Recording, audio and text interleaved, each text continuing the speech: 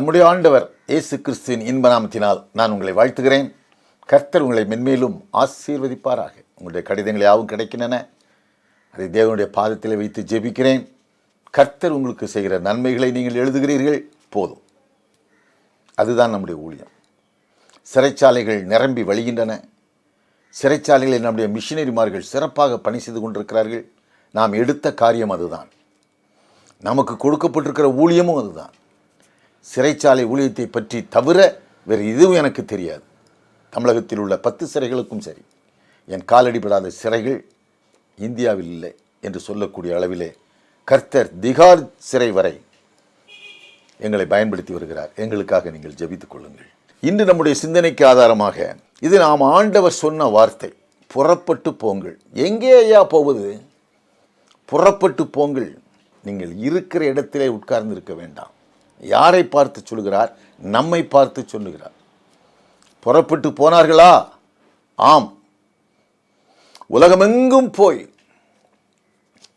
எங்கேயெல்லாம் இருண்ட கண்டங்களுக்கெல்லாம் சென்று, மலையடிவாரங்களுக்கெல்லாம் சென்று, சிறைகளுக்கெல்லாம் சென்று, எங்கே எங்கே சுவிசேஷத்தை சொல்ல முடியுமோ அங்கேயெல்லாம் போய் சொன்னார்கள் நம்முடைய தேவனுடைய பிள்ளைகள். எப்படிப்பட்ட மகனாக இருந்தாலும் சரி, ஒரு ரவுடி பயலாக இருந்தால் கூட அந்த வார்த்தைகளை காப்பாற்றணும்னு நினைப்பான். ஏன்னா அவர் கடைசியாக சொன்ன வார்த்தை, அவர் உயிரோடு இருக்கும்போதெல்லாம் சொன்ன வார்த்தைகளை ஒரு கேட்டிருக்க மாட்டான். ஆனால் அவர் இன்னும் கொஞ்ச நேரத்தில் சாக போகிறார். இது அவருடைய கடைசி வார்த்தை.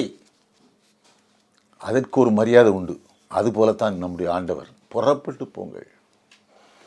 எங்கேயெல்லாம் சுவிசேஷத்தை சொல்ல வேண்டுமோ அங்கேயெல்லாம் போய் சொல்லுங்கள் என்று சொன்னார். இப்போ அதை கஷ்டப்பட்டாலும் இந்த பிள்ளைகள் நிறைவேற்றுகிறார்கள் இல்லையா? அதே போல் நாம் இந்த உலக நீதியின்படி நாம் அதை நிறைவேற்ற வேண்டும் அல்லவா? இப்போ எலியா தீர்க்கதரிசி எடுத்துக்கொள்ளப்படும் போது அப்போது இந்த எலிசாவிடத்தில் நான் உனக்கு என்ன செய்யணும்னு கேட்டார். 2 ராஜாக்கள் 2ஆம் அதிகாரம் 9ஆம் வசனத்தில் அவன் என்ன சொன்னான்னா, உம்மிடத்தில் உள்ள ஆவியின் வரம் எனக்கு ரெட்டிப்பாக வேண்டும் என்று சொன்னான். இது கேட்டு பெற்றுக்கொள்ளுதான். ரெட்டிப்பாக வேண்டும் என்று சொன்னான். யாக்கோபு கடைசி காலத்தில் தன்னுடைய 12 குமாரர்களையும் அழைத்து வந்து அவர் ஒவ்வொருவருக்கும் ஒவ்வொரு விதமான ஆசீர்வாதங்களை கொடுத்தாராம். ஆதியாகமம் 49ஆம் அதிகாரம் 1ஆம் வசனத்தில். அப்போ கடைசி காலத்தில் போகும்போது மோசையை எடுத்துடுங்க. இந்த கடைசி காலத்தில் இஸ்ரவேல் கோத்திர தலைவர்களை அழைத்து தீர்க்க தரிசனங்களை சொல்லி அவர்களை ஆசீர்வதித்தான். உபாகமம் 33ஆம் அதிகாரம் 1ஆம் வசனத்தில்.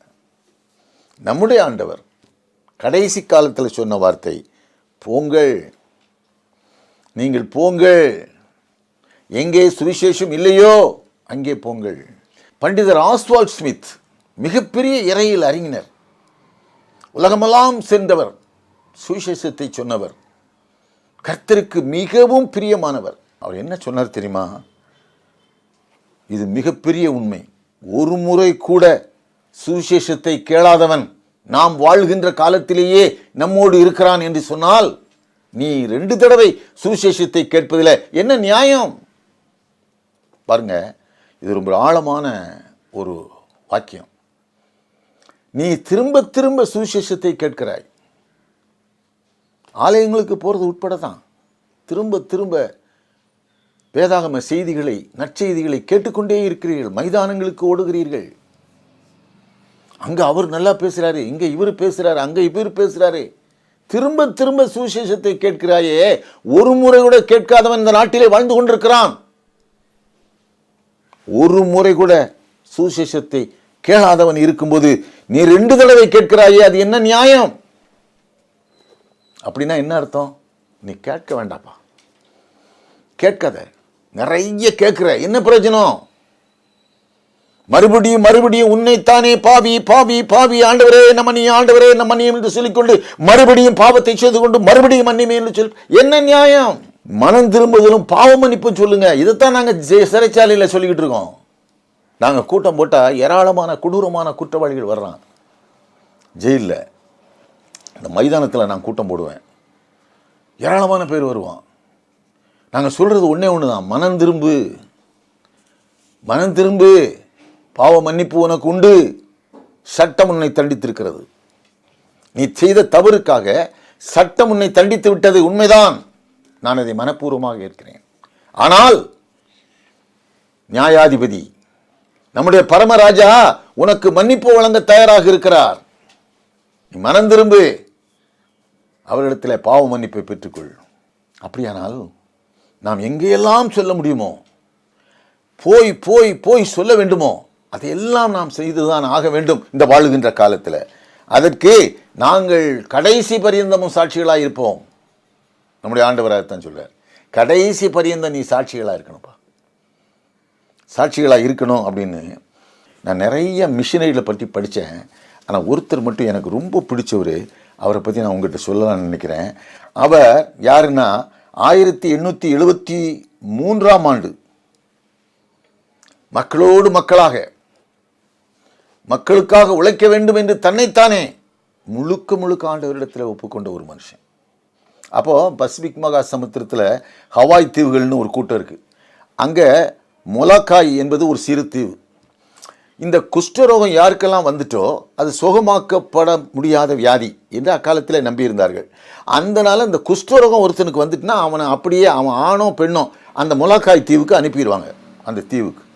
அப்போ தொழு நோய் பரவி பரவி பரவி அவர்களெல்லாம் அங்கேயே அனுப்பி கொண்டிருந்தார்கள். அங்கே இருக்கிறவன் யாரும் இங்கு வரக்கூடாது என்பது சட்டம், அரசாங்க சட்டம்.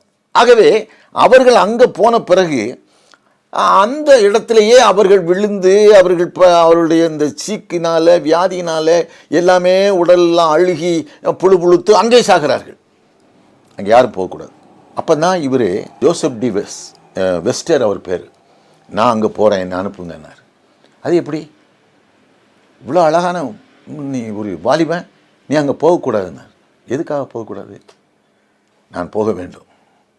ஏன் போக வேண்டும்? அவர்களுக்கு யார் காயம் கட்டுவார்கள்? அவர்களுக்கு யார் சுகமாக்க மருந்து கொடுப்பார்கள்? அவர்களுக்கு யார் சாப்பாடு கொடுப்பார்கள்? நான் போகணும். போகக்கூடாது என்று அரசாங்கம் சொன்னது. ஆனாலும் போய்விட்டாரே அவர். புறப்பட்டு போங்கள் ஆண்டவர் சொன்னார். வெஸ்டர் உள்ளே போனார், போய் தீவில் இறங்கினார். அவங்க மக்களெல்லாம் வாங்க வாங்க வாங்கன்னு கட்டி அணைச்சி அவர்களோடு சேர்ந்து சுவிசேஷத்தை சொன்னார். அவர் வாழ்க்கையில் அங்கே நடப்பணமாக அலைஞ்சவன், அங்கே அதான் பிரேதம் ஆயிட்டான். அந்த தீவுக்கு போனாலே அவன் செத்துட்டான், உயிரோடு செத்துட்டான். வியாதியின் கொடுமை, உடலெல்லாம் புண்ணு, ஷீல் வடிகிறது. அவங்களெல்லாம் கட்டி அணைத்தாரே. எப்படி ஐயா கட்டி அணைத்தார்? மருந்து போட்டார், கைட்டு சாப்பிட முடியாது, அவர்களுக்கெல்லாம் உணவு ஊட்டினார். ஷீல் வடிந்த நிலையில் அவர்களுக்கு மருத்துவமனைகள் கட்டினார். உலகமெல்லாம் எழுதி மருந்துகளை தெரிவித்து அந்த மருந்துகளை கொடுத்து அவர்களுக்கு சுகமாக்கினார். முடியுமா? அங்கே அவர் அப்படியே இருந்து அவர்களுக்கெல்லாம் மருந்து கொடுத்து அவர்களோடு வாழ்ந்து அவர்களோடு பேசி இனிமையாக பேசி சந்தோஷமாக்கி அந்த ஜீவனை உயிர்ப்பித்தார். ஒரு நாள் தன் உடலில் அந்த கொதிக்கிற நீர் அவர் மேலே பட்டவுடனே அது கொதி நீர் பாருங்க, உடம்புல பட்டவுடனே உணர்ச்சியற்ற ஒரு நிலை அவர் உடம்புல இருந்ததை அவர் பார்த்துட்டாரு. அது ஒரு காரணம். அவர் ஒருத்தனை குஷ்டம் வந்துட்டுனா அதான் அர்த்தம். உடம்புல தண்ணி கொட்டிச்சு. அப்போ அவரே நினச்சிட்டாரு, ஆகா எனக்கும் தொழுநோய் வந்து விட்டது. அந்த தொழுநோய் தொற்றி கொண்டது. அந்த ஞாயிறு ஆராதனையில் அவர் போய் நிற்கிறாரு. எல்லாரும் வந்திருக்காங்க. அவர் வரலாற்றை சொல்கிறேன்யா, சும்மா கதை இல்லை இது. அப்படியே அவர் இந்த ஞாயிறு ஆராதனையில் முன்னால் வந்து நிற்கிறாரு. அப்போ சொல்கிறார், என்ன சொன்னாராம் தெரியுமா? தொழு நோயாளியாகிய நம்மேல் கடவுள் அன்பாயிருக்கிறார், இதுவரைக்கும் உங்கள் மேல் சொன்னார். அவர் வரலாற்றில் சொல்லியிருக்கிறது, ஆண்டவரை புகழ்ந்தார். அந்த நோயின் கொடூரம் அவரை தாக்குச்சு. 12 ஆண்டுகளாக அங்கே இருந்தார், அங்கேயே மரித்தார். என்ன சொல்கிறீர்கள் நீங்கள்? சுகமாக வாழ்ந்து கொண்டிருக்கிறோம், வசதியாக வாழ்ந்து கொண்டிருக்கிறோம். புறப்பட்டு போங்கள் என்ற வார்த்தைக்கு என்ன அர்த்தம்? திரும்ப திரும்ப வேதத்தை படித்துக் கொண்டிருப்பதா? திரும்ப திரும்ப பிரசங்கங்களை கேட்டுக்கொண்டிருப்பதா? நம்முடைய ஆண்டவர் சொன்னார், புறப்பட்டு போங்கள். எங்கேயாவது போய் யாரிடமாவது சொல்லு, நீ பெற்றுக்கொண்ட சந்தோஷத்தை மகிழ்ச்சியை பகிர்ந்து கொள். இதையெல்லாம் பார்க்கும்போது புறப்பட்டு போங்கள் என்று ஆண்டவர் சொன்னாரே, அது உண்மையானது. ஜெபிப்போமா? கிருபை நிறைந்த எங்கள் நல்ல ஆண்டவரே, உங்களுடைய வார்த்தையை நாங்கள் சுமந்து கொண்டு அதை ஏற்றுக்கொண்டு எங்கள் வாழ்நாளிலே அதை பூரணமாக நாங்கள் ஒப்புக்கொண்டு உங்களுடைய வார்த்தையை நிறைவேற்றுவதற்காக ஆண்டவரே, உங்களுடைய வார்த்தையை செயல்படுத்துவதற்காக உங்களுடைய பிள்ளைகளாகிய நாங்கள் புறப்பட்டு போகத்தக்கதாக எங்களுக்கு அனலுள்ள ஆவியை தாரும் சுவாமி.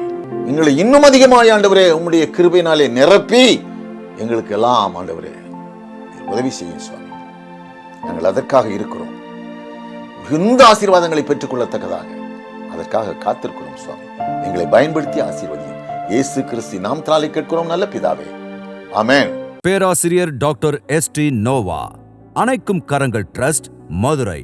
பாவிகளை ரட்சிக்கவே கிறிஸ்து இயேசு உலகிற்கு வந்தார் என்கிற வார்த்தை உண்மையும் எல்லா அங்கீகரிப்புக்கும் பாத்திரமுமானது.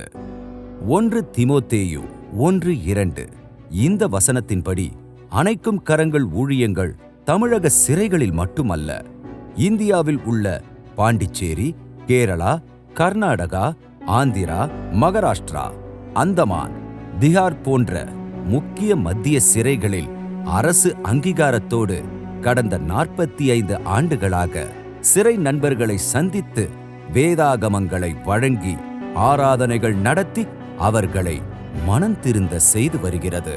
அவர்களுக்கு இலவச கல்வி வழங்கி அவர்களில் பலரை பல்கலைக்கழக பட்டதாரிகளாக்கி துணைவேந்தர்களை சிறைகளுக்குள் அழைத்து சென்று பட்டமளிப்பு விழா நடத்தி வருவது உலகத்தில் இதுவரை எங்கும் நடக்காதது.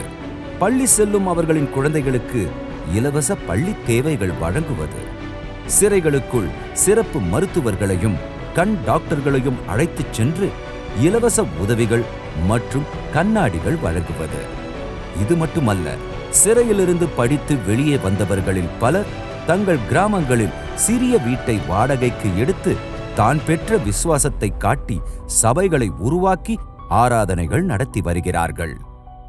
1979 ஆண்டு செப்டம்பரில் அனைத்து கல்லூரி பேராசிரியர்கள் பணி பாதுகாப்பு கேட்டு போராடி சிறைக்குள் சென்றவர்தான் பேராசிரியர் டாக்டர் நோவா.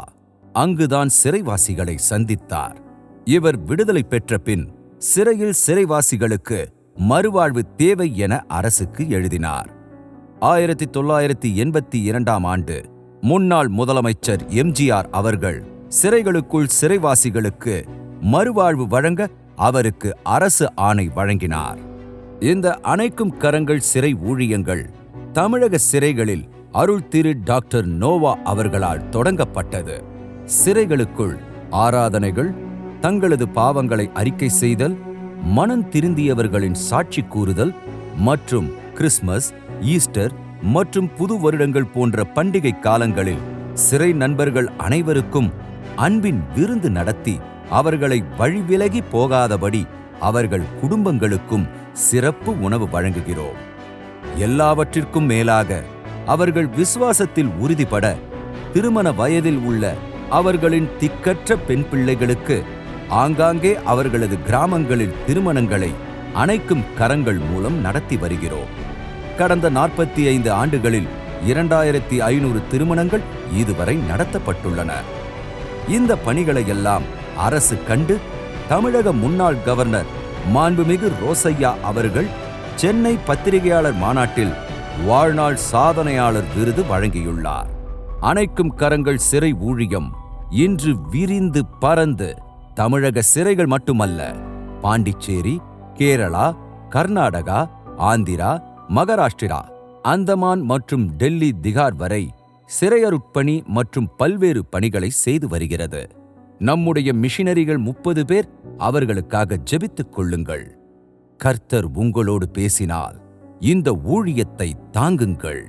உங்கள் காணிக்கையை அனுப்ப Anaikkum Karangal trust, account number 13400100006107, Indian overseas bank, IFSC code IOB A0001340, branch address Visalakshipuram, Madurai 625014. DD cheque money order மூலம் காணிக்கை அனுப்ப வேண்டிய முகவரி அணைக்கும் Karangal trust, doctor S.T. Noah, number 6, கோயில் தெரு, பாரதி நகர், மதுரை 14. இந்த ஊழியத்தை தாங்குங்கள்.